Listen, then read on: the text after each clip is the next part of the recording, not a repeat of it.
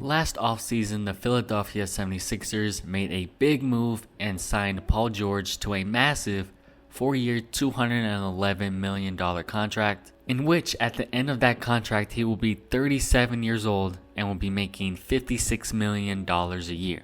But even with that big contract that the 76ers gave him, I still thought at the time it was a good signing, considering the season Joel Embiid and Tyrese Maxey had just had. And we have seen throughout Paul George's career that he isn't maybe a number one option. And we've also seen throughout his tenure with the Clippers, maybe he also isn't the best second option. But as a third option behind Joel Embiid and behind Tyrese Maxey, who is an all-star level player, Paul George can slide in perfectly as that third option, and maybe on some nights he can be that second or even first option. So going into the season, I did have high hopes for the 76ers. All they needed to do was stay relatively healthy. And that didn't happen at all. Last season, Joel Embiid missed 63 games, Paul George had missed 41 games, and Tyrese Maxey had missed 30 games. That big three had only played in a combined 15 games last year. And in the games that Joel Embiid and Paul George played in, they didn't look great and they didn't look healthy at all. In those 19 games that Joel Embiid played, he only averaged 23.8 points per game. And that's crazy when you look at the past 3 years when he's averaged 30 plus points per game. In the 41 games that Paul George had played, he had only averaged 16.2 points per game and shot 42% from the field. It was just an all-around awful season for the 76ers.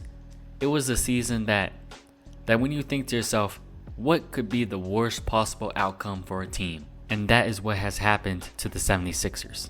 So going into this season, there still isn't any update on Joel Embiid and if he will be fully healthy and fully ready for training camp. Some people are saying he's making progress and he will be ready. Others in the 76ers organization saying there's no timeline for Joel Embiid right now. And there has been rumors and all these things saying that there's genuine concern around the league about Joel Embiid's knee health. And that sucks. Because Joel Embiid, when he is healthy, is truly a top 5 player in the entire world. He has won MVP, and the year after he won MVP, he had a better season where he was averaging 35 points per game, 11 rebounds, 6 assists, while shooting 38% from the three-point line. And then he got injured, and the 76ers shut him down for the rest of that season. Then he comes into the next season and only plays 19 games. And now going into this new season, they don't even know if he's going to be healthy for training camp.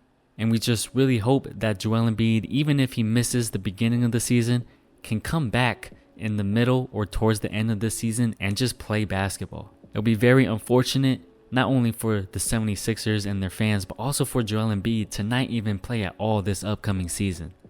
So even if Joel Embiid misses the first few months and comes back at the end of the season, you just need the other guys to hold it down until then.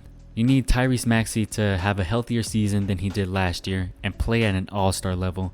You need Paul George to definitely have a healthier and better overall season than he did last year. You hope that Jared McCain has a sophomore year jump. You hope that their rookie VJ Edgecombe comes in and plays valuable rookie minutes. They still do have Kelly Oubre. They still have Andre Drummond, who's one of the best backup centers in the NBA. It looks like they might bring back Quentin Grimes as well. So you hope that those guys can just hold it down until Joel Embiid returns. And he can come in towards the middle at the end of the season. And they can either get into the play-in, or if they're already in the play-in, they can avoid the play-in. And Joel Embiid can get his feet under him. That big three can get more minutes and more games played together. And come playoff time, maybe they could possibly make some noise.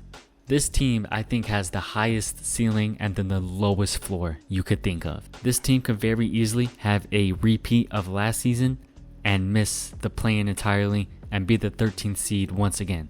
But if health is on their side, Paul George has a good season, Tyrese Maxey has an all-star level season, Joel Embiid comes back and he's healthy and he's playing at an MVP level, this team could make some noise in the playoffs. And it is very hard to gauge how good or how bad this team could be because it all just depends on their health. And if they have another season of unhealthiness, I don't even know if that's a word, but they have another season of that, I think that some changes are probably going to be made. This season truly might be their last chance. But that's all I got for y'all today. If you enjoyed the video, make sure to leave a like and leave your thoughts and opinions down in the comment section below. But like always, I'm out.